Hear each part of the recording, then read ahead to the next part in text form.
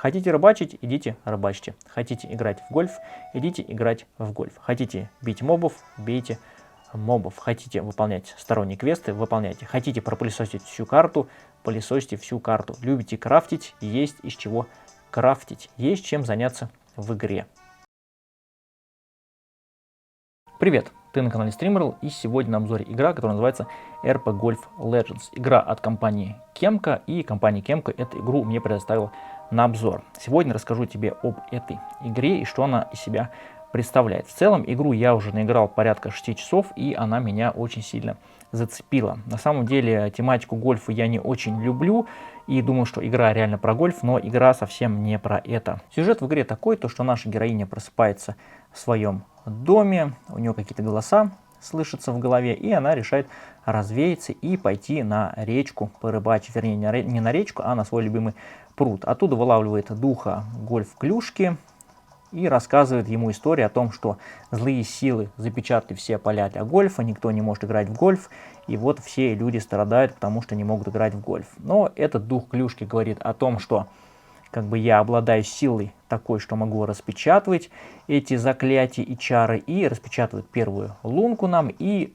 в этой лунке мы проходим обучение тому, как играть в гольф. Дальше нам рассказывают, как нам убивать врагов, и на этом туториал в целом весь заканчивается, и мы начинаем наше приключение. Цель нашего приключения такова, что нужно по основной истории все, собственно, лунки пройти на гольф-полях, их всего 54, а также собрать 6 волшебных камней. Вот 2 я уже собрал, еще 4 осталось. Когда я начинал играть в игру, я сначала не понял, где же здесь RPG составляющая, да, потому что то, что мне показали в начале, это был больше экшон. Да, как ты видишь, здесь можно рыбачить. И рыбалка достаточно здесь увлекательная, потому что можно ловить разную рыбу, участвовать в турнирах по рыбалке и зарабатывать на этом деньги. Карта в игре достаточно большая, и локация открывается не все сразу, а по ходу сюжета. Начинаем мы вот в этом вот месте. Локация прогружается очень быстро. Каких-то проблем в оптимизации я не увидел в этой игре, и сделана она достаточно хорошо и в плане графики, и в плане визуала, и в плане своего быстродействия технического. Да, есть, кстати, различные сайт-квесты. Выглядят они вот так. Вот подходите к человеку со знаком вопроса, и он вам что-то рассказывает. В каждом таком вот поселочке, назовем его так, есть свои люди, свои жители и свои квесты. Да, можно разбивать ящики, можно косить траву, как мы это привыкли в Зельде, и получать за это монеты. В магазинах для гольфа покупается обмундирование, либо мячи. Ну, в самом первом магазине у нас, соответственно, выбор небольшой того, что можно купить. Выбор расширяется по мере того, как мы переходим из города в город. Чем дальше в город, тем больше ассортимент товара. Можно добывать различные ресурсы. Допустим, можно ударить дерево, оттуда пальмовая ветвь упадет. Можно ударить краба, из него вылезет либо деньга, либо крабовое мясо. И потом с этим ресурсом можно что-то делать. Либо выполнять квесты, которые требуют данные ресурсы, либо из этих ресурсов что-то крафтить. Чтобы скрафтить какой-то предмет, нужно зайти в соответствующее здание, и там будет стол для крафта. Вот здание выглядит вот так вот, но в нашем городке, где начинает наше путешествие наша героиня, этот домик закрыт. Ну и, конечно же, есть разнообразие мобов, которых нужно бить, убивать и добра наживать. Каждый имеет свои атаки, и по каждому нужно нанести определенное количество ударов. Да, как ты видишь, можно на ZL, ZR переключать сеты наших клюшек. Сеты приобретаются в магазинах, естественно, в магазинах. И этими клюшками можно бить врагов и также играть в гольф. Передвигаться между локациями можно как с помощью быстрых точек передвижения, так и на корабле. Ну, как ты видишь, корабль у меня сейчас находится в этой локации, и вот отсюда я не могу доплыть сюда, потому что сначала нужно перебросить нашу героиню сюда посредством быстрого перемещения, взять корабль и уже путешествовать на корабле. Вообще, морские путешествия здесь очень прикольно сделаны. Врагов там я пока не встречал, но, возможно, в дальнейшем, может быть, будут какие-то морские сражения. Да, забыл тебе сказать, вот как видишь, моя героиня бегает в капюшоне, но этот капюшон я получил не сразу. Я сначала выполнил квест в гильдии магов и получил класс мага. То есть маг обладает определенными способностями. Он может передвигаться по воде, а также у него есть суперсилы, которые отбрасывают врагов в бою. Всего классов 4, и основной класс нашей героини, у которого нет способностей. Классы открываются эти по мере прохождения сюжета и выполнения квестов в определенных гильдиях. Отражение сделано круто, и вообще стилистика у игры мне очень и очень нравится. Давай расскажу немножко про гольф-составляющую. Находишь поле для гольфа с лункой, нажимаешь на А, и нужно за как можно меньшее количество ударов забить мяч в лунку. Это принцип гольфа. На то, как летит наш мяч, как далеко, по какой траектории, влияют погодные условия и сила ветра. Также в процессе можно выбирать клюшку для гольфа, которую мы будем бить. Есть разные типы ударов, слайс и хук, но об этом ты сам узнаешь, когда будешь играть в эту чудную игру. И я не силен в плане гольфа, поэтому для меня это страдание. Но я силен по части экшен RPG. Поэтому убивать мобов, пылесосить карту и искать различные секреты и сундуки, и это про меня. Когда игра начинается, нам предлагают несколько уровней сложности. Первый уровень сложности это для RPG составляющей. Можно выбрать нормальный уровень сложности с челленджем и простой уровень сложности без особых челленджей. Тот же самый уровень сложности есть и для гольф составляющей. То есть можно выбрать гольф составляющую, где враги и лунки будут проходиться просто, а можно выбрать, где нужно будет постараться. Я начал RPG составляющую с нормальным уровнем сложности и с легким уровнем сложности гольф составляющую, потому что я не силен в этой тематике. Если вы думаете, что это какая-то проходная игра, которую можете пройти там за 3-4 часа, нет, вы ошибаетесь. Я уже набегал 5 часов и открыл всего, сколько лунок, сейчас я посмотрю. Открыл я всего 18 лунок, то есть игра рассчитана часов на 20-30 как минимум. А если пылесосить всю карту, проходить все сайд-квесты и того больше. В игре очень интересно сделана система кулдаунов. Что это значит? Это когда вы хотите использовать какой-то предмет. Допустим, potion мне сейчас нужно использовать, потому что я могу отъехать. То видите, здесь такой есть таймер.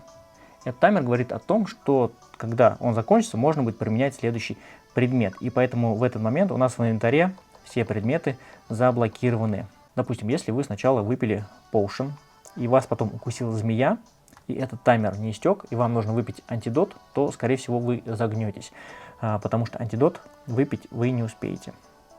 Как по мне, такое решение очень классное и добавляет некого челленджа. Возможно, если выбрать уровень сложности легкий для RPG составляющей, этого не будет, но я не знаю, зачем играть на легких уровнях сложности вообще в игры, потому что это неинтересно.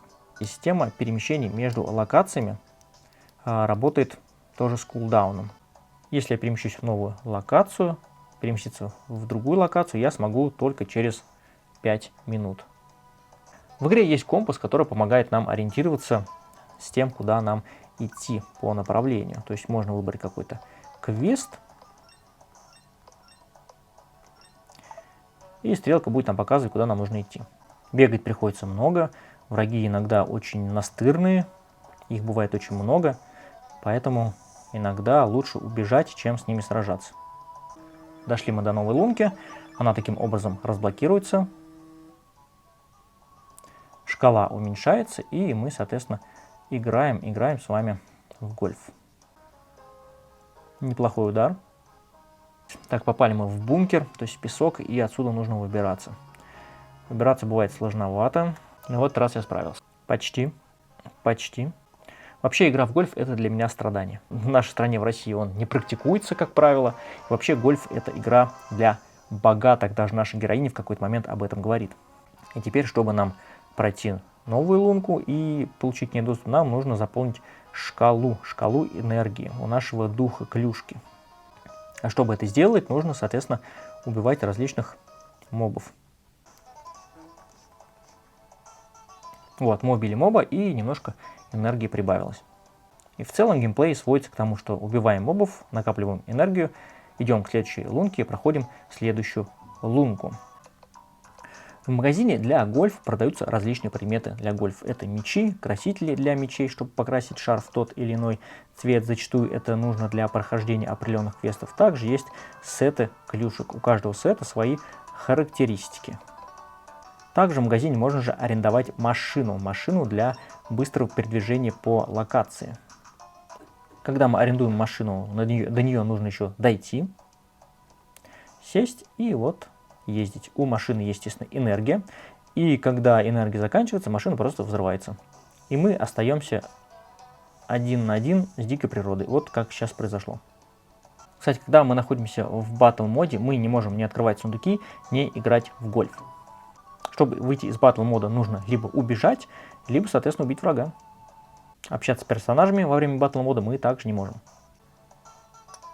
В игре также можно посоревноваться с другими NPC по части гольфа. Чтобы восстановить силы нашему персонажу, можно воспользоваться предметами, либо поспать. В игре главной героини, кстати, есть автомат с 8-битным гольфом, который заставил меня страдать. Потому что я прошел здесь только первую лунку. Выглядит вообще очень страшно.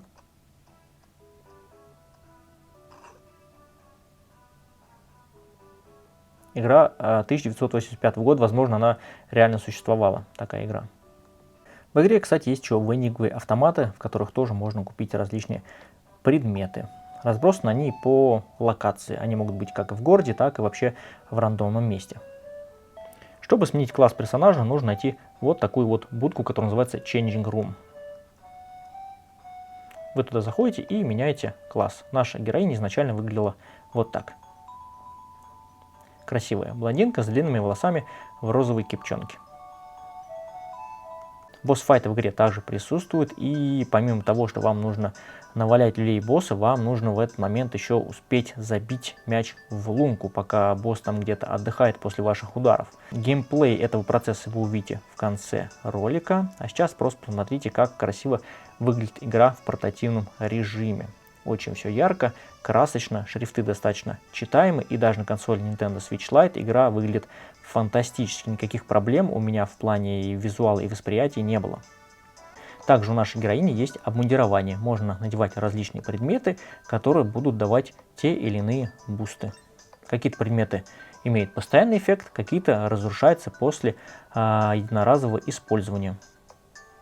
Я надеюсь, что такой мини-обзорчик в лайв-формате вам понравится, и вы оцените по достоинству данную игру. В eShop, кстати, она стоит порядка 2500 рублей, что за такую игру не жалко отдать, потому что она не проходная и рассчитана не на 5 часов, а на 15 и даже на 20, а может быть и поболее. И также вроде бы запланирован релиз игры на картридже. По крайней мере, я видел предзаказ на японскую версию, но буду ждать европейскую версию, потому что я люблю игры на европейских картриджах.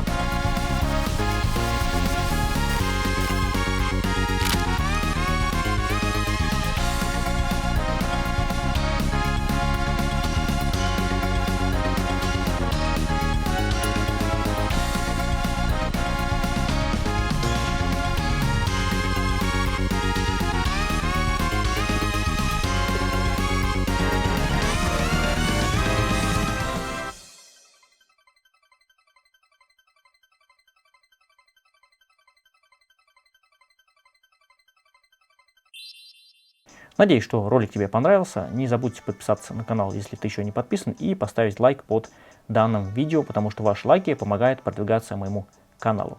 Всем пока, до новых встреч, увидимся в новом ролике.